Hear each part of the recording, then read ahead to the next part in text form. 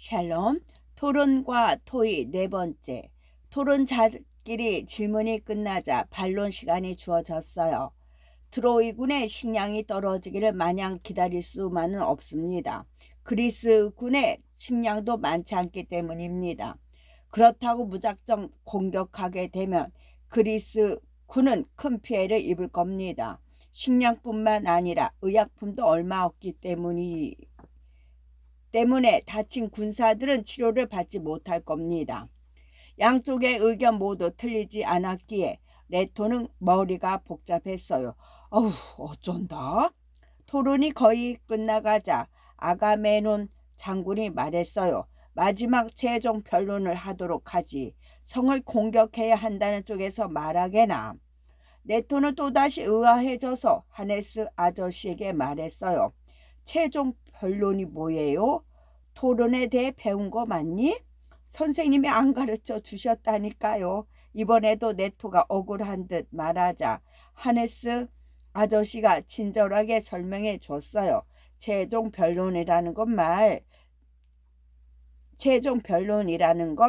그대로 마지막으로 자신의 주장을 말하는 거란다. 최후의 만찬 같은 거네요. 참고로 최종 변론은 토론의 마지막 절차로 자신의 주장을 정리해서 말하는 걸 최종 변론이라고 합니다. 가장 마지막 단계이기 때문에 하지 못했던 말을 하되 최선을 다해야 하지요. 레토는 배가 고파져서 입맛을 다셨어요. 그 사이 양쪽 토론자가 최종 변론을 마쳤어요. 하지만 어느 쪽을 선택한다고 해도 전쟁에서 이길 것 같지는 않았어요. 걱정스러운 표정으로 지켜보고 있는 네토에게 하네스 아저씨가 말했어요. 아킬레우스 장군이 나서면 좋을 텐데. 맞다. 그리스의 영웅 아킬레우스 장군은 왜 안 보이는 거예요? 네토의 말을 듣고 토론회를 구경하러 모인 그리스 군사들이 웅성거리기 시작했어요.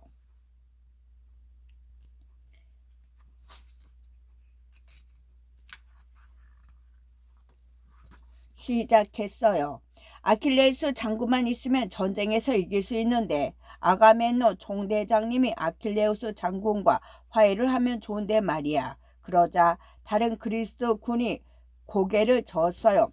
아가멤논 총대장님과 아킬레우스 장군님 사이는 그리 나쁜데 화해가 되겠어? 군사들이 술렁거리자 오디세우스가 서둘러 토론을 마치려고 자리에서 일어났어요. 자, 토론이 거의 끝난 것 같으니 판정단인 레토와 하네스 목수가 판정을 내리겠는가? 어쩌다가 판정단이 되어버린 레토와 하네스 아저씨에게 모두의 시선이 몰렸어요. 판정단을 안 한다고 할걸. 막상 판정을 하려니 쉽지 않았어요. 하네스 아저씨와 레토는 어떻게 말해야 할지 몰라 머뭇거렸어요. 토론에 사용하는 특별한 말이 있지요. 토론에 사용되는 용어도는 입론, 반박, 반론, 반론 꺾기, 최종 변론 등이 있습니다. 각 용어의 뜻과 보통 어떤 형식으로 말하는지 알아보면 입론은 토론에서 논제에 대한 자신의 주장을 세우는 것을 말해요. 입론에서 제시한 주장을 가지고 토론을 하기 되기 때문에 자신의 주장이 빠지지 않도록 신경을 써서 말해야 해요. 말하는 형식은 저는 뭐뭐 해야 한다고 생각합니다. 이고 반박은 상대방의 주장이나 말에 반대하여 말하는 거지요. 반박을 할 때에는 주장과 근거가 반드시 있어야 합니다. 그건 아니라고 생각합니다. 왜냐하면 뭐뭐하기 때문이지요. 반론 꺾기는 질문을 해서 상대방의 주장이 잘못되었다는 걸 보여주는 거지요. 상대편의 근거를 반박할 수 있는 충분한 자료를 모아두는 게 좋지요. 누구가 잘못되었다는 생각이 들지 않습니까? 무엇이 잘못되었다는 생각이 들지 않습니까? 최종 변론은 마지막으로 자신의 주장을 정리해서 말하는 거예요. 최종 변론 이후에는 발언의 기회가 없기 때문에 최선을 다해서 자신의 주장이 타당하다는 것을 강조해야지요. 마지막으로 제 생각을 정리해서 말하자면 뭐뭐뭐뭐입니다. 판정단이란 주장과 근거의 타당성을 따져 토론의 승패를 가리는 사람을 판정단이라고 합니다. 토론에서 찬성편 토론자와 반대편 토론자들의 주장과 근거에 대한 타당성을 따져 이긴 편과 진 편을 가려야 하기 때문에 양측의 의견을 잘 들어야 하지요. 그때였어요. 트로이 성 쪽에서 큰 함성 소리가 들렸어요. 누가 먼저랄 것도 없이 회의하고 있던 모두가 자리를 박차고 일어나 전망이 툭 트인 곳으로 달려갔지요. 멀리서 전령이 다급하게 뛰어내려와 말했어요. 아가멤논 대장님, 큰일 났습니다. 트로이의 헥토르 장군이 군사들을 밀고 내려왔습니다. 트로이군의 기세가 너무 세서 속수무책 당하고 있습니다. 뭐라? 헥토르 장군이 직접 싸움에 나섰단 말이냐? 빨리 방어 대응을 갖추고 필사적으로 맞서 싸우라. 같이 있던 장군들은 그 말을 듣자마자 재빨리 자기 군사들이 있는 곳으로 뿔뿔이 흩어졌어요. 레토는 하네스 아저씨에게 바짝 붙으며 말했어요. 아저씨, 헥토르 장군이 누구예요? 트로이에서 제일 가는 장군이란다. 그한테 대적할 수 있는 사람은 아킬레우스 장군밖에 없는데 큰일이구나. 시간이 지날수록 적군과 아군이 지르는 소리, 군사들이 뒤엉켜 싸우며 땅을 흔드는 소리, 칼과 칼이 부딪히는 소리가 가깝게 들려왔어요. 전쟁 소리가 가까워지고 있다는 것은 트로이 군이 그리스 군을 점차 이쪽으로 밀고 내려온다는 뜻이었어요. 마음이 다급해진 그리스 장군들은 아킬레우스 장군이 전쟁에 나서도록 설득했어요.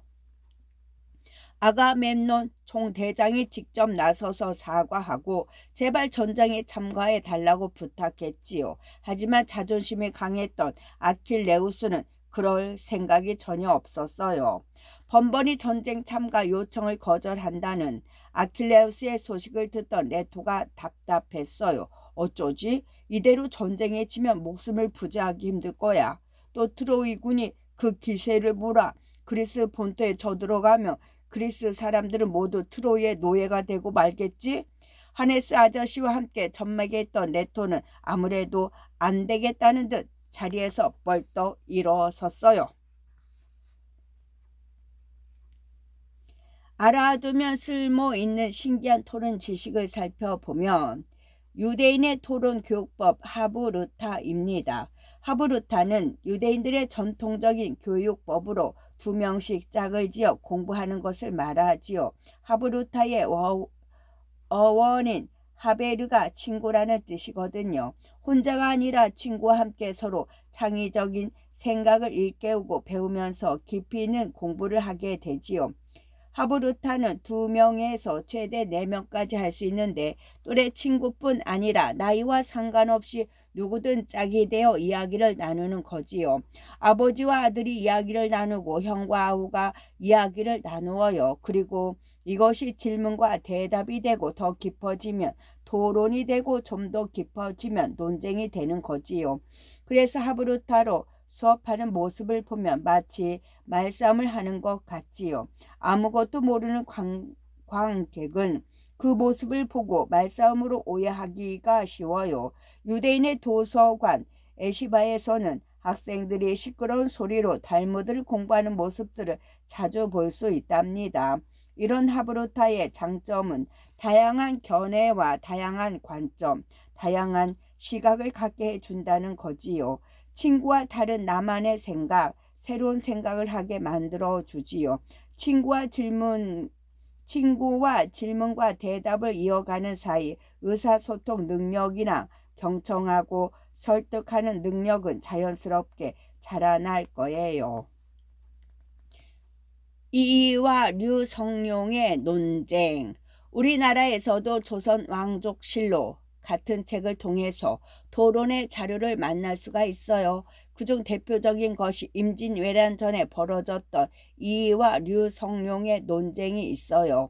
당시 이이는 일본이 쳐들어올 것을 대비해 10만 명의 군사를 미리 길러야 한다고 주장했어요. 반면 류성룡은 군사를 기르는 일은 돈이 많이 들어가 백성들을 힘들게 할 것이라고 반대 의견을 내면서 임금에게 이순신을 추천했어요. 이 논쟁에 있던 때로부터 정확히 1년 뒤 임진왜란이 일어났어요. 우리나라는 10만의 군사를 기르지는 못했지만 류성룡이 추천한 이순신은 수많은 해전을 승리로 이끌었답니다. 링컨과 더글라스의 논쟁. 1858년 상원의원 선거에 나간 노예 폐지론자 링컨은 거물 정치인 더글라스에게 공개 토론을 열자는 승부수를 띄웠지요. 당시 미국은 노예 제도를 폐지하자는 북부와 노예 제도를 유지하자는 남부의 대립이 팽팽한 상황이었고요. 신인 정치인과 거물 정치인의 토론에 미국 언론들은 7차례씩 3시간이나 되는 토론을 모두 보도했어요. 토론은 무승부였고 선거에서는 더글라스가 이겼지만 진정한 승자는 링컨이었지요. 이 토론 이후 링컨은 대통령 선거에서 더글라스를 누르고 결국 미국 대통령이 되어 노예 해방 선언에 서명하고 노예제를 폐지했답니다. 아킬레우스와의 토론. 네토는 아킬레우스 장군을 찾아가기로 결심했어요. 하네스 아저씨, 아킬레우스 장군이 계신 막사가 어디에 있어요? 해변가에 있는 막사에 계신단다. 왜 그러니? 찾아가서 설득하려고요. 그 길로 네토는 해변가로 갔어요. 여러 개의 막사 중에서 가장 큰 막사가 보였어요. 여기가 분명해. 네토는 굵은 침을 꿀꺽 삼킨 뒤 막사 안으로 들어갔어요. 침대에 누워있던 아킬레우스가 매서운 눈으로 말했어요. 꼬맹이, 내 막사에 함부로 들어오다니 무슨 짓이냐? 저는 꼬맹이가 아니라 네토예요. 전쟁을 나가기 위해 그리스에서 왔다고요. 하하하.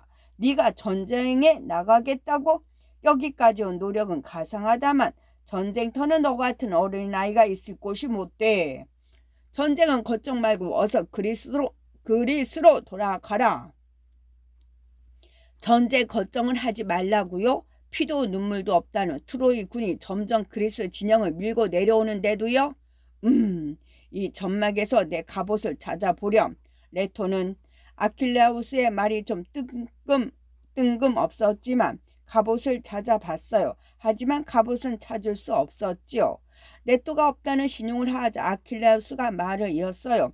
얼마 전에 소중한 나의 범 파트로클로스가 날 찾아왔다. 전쟁에 출전하지 않으려면 내 갑옷이라도 빌려달라고 말이다. 파트로클로스가 지금 내 갑옷을 입고서 나인 척 전장을 누비고 있을 거야.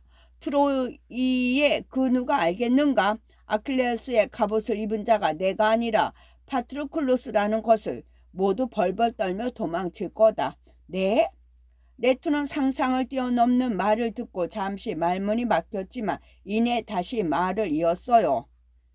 아킬레우스 장군님은 정말 비겁한 사람이에요. 뭐라? 내가 비겁하다고? 아킬레우스가 침대에서 벌떡 일어나자 레토가 겁이 났어요. 하지만 트로이를 무찔러야 한다는 생각에 용기를 내어 말했어요. 네, 자신은 전쟁터에 나가지 않으면서 그 위험한 곳에 가장 친한 친구를 보내시다니요. 용감하시다면 본인이 직접 전쟁에 나가야 하는 거 아닌가요? 레토의 말에 아킬레우스가 팔짱을 끼고서 말했어요. 나랑 토론이라도 하겠다는 거냐? 학교에서 토론에 대해 배운 데다 그리스 장수들의 토론을 지켜봤기 때문에 레토는 자신이 있었어요.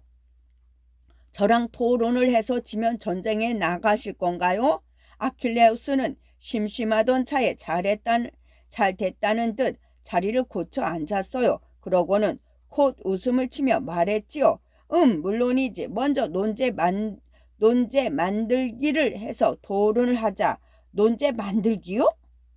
논제 만들기란 우리 삶에서 일어나는 모든 문제가 논제가 될 수 있어요. 토론의 논제는 찬성과 반대로 생각이 나뉘는 말로 나타내면 되지요. 그래. 토론의 주제가 되는 논제를 만드는 걸 논제 만들기라고 한다. 논제는 우리 삶에서 일어날 수 있는 모든 문제가 될 수 있지. 지금 이 상황에서 논제는 내가 전쟁에 나가야 하는가 정도가 좋겠구나. 네토는 고개를 끄덕였어요. 저는 아킬레우스 장군님이 전쟁에 나가야 한다는 주장을 펼치겠어요. 좋다. 나는 전쟁에 나가지 않겠다는 주장을 같이 논제로 펼치겠다. 같이 논제요? 레토는 같이 논제가 무슨 뜻인지 몰라 고개를 갸우뚱했어요. 그러자 아킬레우스가 설명해 주었어요. 같이 논제라는 것은 내가 전쟁에 참여하는 게 바람직하지 않은지 옳은지 그른지 다른 가치로 토론하는 거란다. 아킬레우스의 설명을 듣고 같이 논제의 뜻을 이해한 레토는 고개를 끄덕였어요. 좋아요. 그럼 네가 먼저 입론을 펼치도록 해보렴. 아킬레우스의 말에 레토는 차분한 어조로 말했어요. 트로이 군이 오랜 전쟁에 지쳐있는 그리스 군을 밀고 내려오고 있어요. 이런 때에 장군님 같은 영웅이 전쟁에 나서지 않는 건 옳지 않다고 생각해요. 레토의 말이 끝나자 아킬레우스는 입론을 하지 않고 바로 질문을 했어요. 왜 옳지 않다고 생각하는 거지? 장군님이 전쟁에 나가지 않기 때문에 그리스 군이 힘을 낼 수 없기 때문이에요. 증거를 댈 수 있니? 증거요? 너의 논리가 틀리지 않다는 걸 증명할 수 있느냔 말이야. 이런 걸 사실 논제라고 한단다. 사실 논제는 또 뭐예요? 사실 논제는 참이냐 거짓이냐를 따지는 거란다. 너는 토론을 잘 알지도 못하면서 나와 토론을 하자고 한 거냐? 레토는 얼굴이 붉어져서 말했어요. 토론에 대해서 모르는 게 많기는 하지만 아킬레우스 장군님을 토론에서 이길 자신은 있다고요. 하하하하. 아킬레우스는 네토의 말에 웃음을 터뜨렸어요. 그러고는 검을 뽑아 들었어요. 네토는 겁이 나서 한 걸음 뒤로 물러났어요. 아킬레우스는 검을 든 채로 말했어요. 나를 이길 자신이 있다는 거냐? 이겨야만 해요. 그리스가 전쟁에서 지게 생겼다고요. 아킬레우스는 잠시 생각하다가 검을 자루에 넣었어요. 전쟁을 계속해야 하는가 말이야 하는가 하는 정책 논제가 필요한 시점이구나. 이번에도 모르는 말이 나와서 레토는 당황했어요. 정책 논제는 또 뭔데요? 아는 게 대체 뭐냐? 아킬레우스의 꾸짖음에 레토는 화가 났지만 꾹 참았어요. 아킬레우스가 또 검을 뽑아 들까봐 무서웠거든요. 정책 논제가 뭔지 알려주세요. 레토가 겁먹고 있다는 것을 알고 아킬레우스는 차분한 어조로 말했어요. 전쟁을 계속해야 하는지 아니면 그만두어야 하는지 같이 무엇을 할 것인가 하지 말아야 할 것인가를 묻는 형태의 논제를 정책 논제라고 한단다. 아킬레우스의 설명을 들은 네토는 이해가 되어 고개를 끄덕였어요. 그렇군요. 내 논리를 펴보도록 하려무나. 전쟁을 멈추고 그리스로 돌아갈 수는 없어요. 그럼 그리스 군은 전쟁에 대한 피해를 보상받지 못하니까요. 그 부분에 대해서 동의하는지 아킬레우스가 고개를 끄덕여 보였어요. 그렇기는 하지. 그리스를 얕보고 다른 나라가 쳐들어올 수도 있으니까 말이다. 아킬레우스는 잠시 생각을 하더니 논쟁을 이어가려고 했어요. 그때 천막 밖에서 아킬레우스를 다급하게 찾는 목소리가 들렸어요. 아킬레우스 장군님, 큰일 났습니다. 아킬레우스가 고개를 갸우뚱하며 밖으로 나갔어요. 그러자 그리스 병사 하나가 말했어요. 아킬레우스 장군님, 파프루클로스님이 전사했습니다. 뭐라고? 아킬레우스는 순간 머릿속이 하얘졌어요. 하늘이 무너지는 것 같았지요. 아킬레우스는 몸을 가눌 수 없는 큰 슬픔에 말문을 잃고 막사 기둥에 기대었어요. 잠시 뒤 조금 진정이 된 아킬레우스가 말을 이었어요. 누구의 칼에 목숨을 잃었는지 아느냐? 헥토르 장군입니다. 아킬레우스는 뜨거운 눈물을 흘리며 주먹을 쥐었어요. 감히 나의 둘도 없는 벗을 해치다니 가만두지 않겠다. 헥토르. 레토는 이 상황을 어떻게 받아들여야 할지 몰랐어요. 파트로클로스의 죽음과 벗을 잃은 아킬레우스의 사정은 안타까웠지만 네토가 아니 전 그리스 군이 그토록 바라던 아킬레우스의 참전이 확정된 순간이었으니까요. 헥토르를 무찌르다. 헥토르를 무찌르다. 다음 날 아킬레우스는 트로이 성 앞으로 마차를 타고 달려갔어요. 그러고는 큰 소리로 말했어요. 헥토르 왕자, 나는 그리스 장군 아킬레우스다. 성 안에서 나와 승부를 겨루자. 아킬레우스의 말이 끝나자 굳게 닫혀 있던 트로이 성문이 열렸어요. 헥토르다. 레토는 긴장이 되어 마른 침을 꿀꺽 삼켰어요. 헥토르는 마차에 올라타서 아킬레우스 앞으로 달려왔어요. 아킬레우스 장군, 얼굴이 뻘겋게 상기되어 있는 걸 보니 분명 내게 안갚음하러 온 모양이군. 그렇다. 네 손에 죽은 내 벗의 한을 풀어주러 왔다. 어서 창을 들어라. 좋다. 전에는 네 갑옷을 입은 헛개비를 쓰러뜨렸지만 이번엔 기어코 널 쓰러뜨리고 말 것이다. 뭐라? 헛개비? 이 천하에 둘도 없는 원수야. 내 창을 받아라. 아킬레우스는 날카로운 창끝이 헥토르를 향하게 눕혀 들고는 힘껏 던졌어요. 아킬레우스가 던진 창은 장뜩 쟁여진 활시우에서 튕겨져 나간 활처럼 헥토르의 얼굴을 향해 곧장 날아갔어요. 헥토르는 깜짝 놀라 반사적으로 상체를 틀며 고개를 옆으로 피했어요. 잘못했으면 큰일 날 뻔했지만 그런 기색을 보이고 싶지 않았어요. 헥토르는 기고만장한 얼굴로 이번엔 자신의 차례 나른 듯 창을 들어 힘껏 던졌어요. 아킬레우스 또한 능숙한 솜씨로 날아오는 창을 방패로 비스듬히 튕겨냈지요. 둘은 누가 먼저랄 것도 없이 칼을 빼들고 서로에게 덤벼들었어요. 아킬레우스와 헥토르의 검이 공중에서 날카롭게 부딪혔어요. 챙챙. 레토는 너무 긴장이 되어서 숨을 쉴 수가 없었어요. 헥토르 왕자는 트로이에서 제일 검을 잘 쓰는 사람이었거든요. 칼싸움은 쉽사리 끝나지 않았어요. 둘은 햇볕이 뜨겁게 내리쬐는 벌판에서 조금 멀찍이 떨어진 채 천천히 원을 그리며 돌았어요. 그러더니 어느 순간 서로를 향해 달려갔어요. 빠른 속도로 상대방의 옆을 지나치며 칼을 휘둘렀지요. 잠시 후 멈춰선 둘 가운데 한 명이 힘없이 검을 떨어뜨렸어요. 이어서 무릎을 꿇으며 털썩 쓰러졌지요. 머리를 땅에 묻은 건 헥토르 왕자였어요. 와, 아킬레우스 장군님이 이기셨다. 그리스군 만세. 그리스군은 신이 나서 북소리를 둥둥 울리며 트로이 성을 향해 나아갔어요. 그러자 트로이 군은 성문을 굳게 닫고 화살을 쏘기 시작했어요. 전투가 벌어졌어. 그리스 군은 방패로 화살을 막으며 앞으로 나아갔어요. 그러자 이번에는 불화살이 날아왔어요. 레토, 어서 숨어야 해. 하네스 아저씨는 레토의 팔을 잡아 끌고 몸을 숨겼어요. 후퇴하라, 후퇴하라. 아가멤논 총대장의 지시에 그리스 군은 진격을 멈추고 후퇴했어요. 아킬레우스는 너무 아쉬운지 한숨을 푹 내쉬었어요.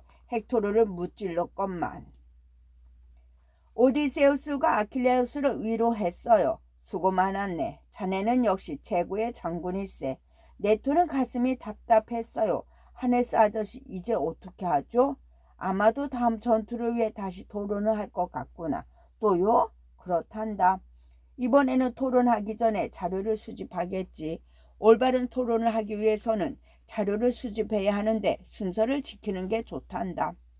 네토는 이해가 잘 되지 않아 고개를 갸우뚱하고 하네스 아저씨에게 물었어요. 자료를 수집하는데 순서가 있다고요? 토론의 주제를 정하는 걸 근거 떠올리기라고 한단다. 주장을 뒷받침할 근거를 떠올리는 거지. 그러고 나서 근거에 알맞은 자료를 조사하는 방법을 정해야 한단다. 토론을 하기 전에 준비해야 하는 게 이렇게 많은지 몰랐던 레토는 당황스러웠어요. 자료도 조사해야 하는 거군요. 자료를 조사하는 것에서 끝나는 게 아니라 효과적인 자료인지 선택해야 한단다. 전쟁하는 것만도 힘든데 토론 준비까지 해야 하니 정말 힘들겠어요. 레토는 잠시 생각을 하고 나서 말했어요. 아저씨, 저도 자료 조사를 해야겠어요. 하네스 아저씨가 놀라서 눈을 깜빡였어요. 네가 누구와 토론하려고 그러는 거니? 토론이 아니라 토의를 하려고 자료 조사를 하려는 거예요. 레토의 말이 끝나자 하네스 아저씨가 의아한 듯 고개를 갸우뚱하고 기울였어요. 무슨 토의를 하려고 자료 조사를 하려는 건데? 그리스가 전쟁에서 이길 수 있는 방법에 대해 토의를 하려고 그러거든요. 하하, 이번엔 토론이 아니라 토의를 하겠다는 거냐? 네, 하네스 아저씨가 말했어요. 토의에도 여러 가지 유형이 있는데 알고 있는 거니? 그건 잘. 네투가 머리칼을 긁적이자 하네스 아저씨가 껄껄 웃었어요. 토의에 대해서도 반은 알고 반은 모르는 모양이구나. 하네스 아저씨는 여러 가지 토의 방법을 알려주었어요. 와, 토의에도 여러 가지가 있네요. 그렇지, 레토. 어떤 형식으로 토의를 할 생각이냐? 토의의 유형과 특징을 살펴보면 배심 토의가 있습니다. 패널 토의. 각 의견의 대표자가 먼저 토의를 한 뒤 사회자의 안내에 따라 청중이 참여하는 방식이지요. 개별적으로 발표를 하지 않고 바로 토의에 들어가고 다양한 결론이 예상되는 논제를 토의하는 데 적합합니다. 두 번째, 심포지엄은 전문가가 강연을 하고 난 뒤 토의를 펼치는 방식이고 사회자의 역할이 중요하고 패널 토의와 비슷하지만 서로 의견을 교환하지는 않습니다. 포럼, 공개 토의. 포럼은 청중이 적극적으로 참여할 수 있는 토의 방식이고 연사가 강연하고 청중과 인사를 주고받는 방식입니다.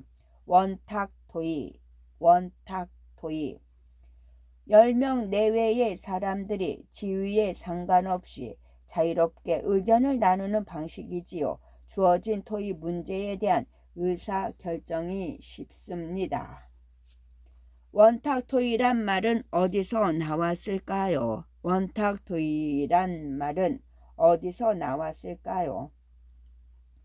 옛날 영국을 다스렸던 아서왕은 전설적인 영웅으로 전해 내려오고 있어요. 아서왕이 나오는 원탁의 기사는 문학작품뿐만 아니라 영화에도 등장하지요. 아서왕은 기사들을 공평히 대한 것으로 유명합니다.